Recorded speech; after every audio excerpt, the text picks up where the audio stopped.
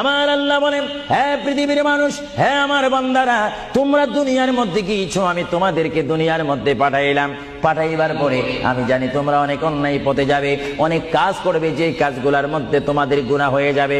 হ্যাঁ বান্দা, তোমরা গুনাহ করবে তাও আমি ভালো মতো জানি, তোমরা পাপ করবে তাও আমি ভালো মতো জানি।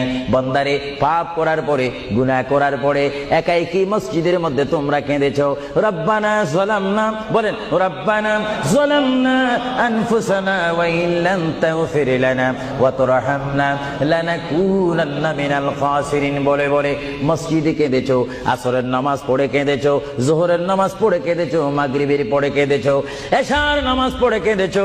এ বান্দা, নামাজের মুসল্লা যখন বসে যাও, আমি আল্লাহকে তোমরা বারবার বল, আল্লাহ আমার গুনাহ মাফ করে দাও। তার রাসূল যদি তোমাদের জন্য আমার দরবারে সুপারিশ করে, সঙ্গে সঙ্গে বান্দা তোমার অতীতের জীবনের কবিরা সগীরা গুনাহ মাফ করে দিব। জোরে বলেন সুবহানাল্লাহ।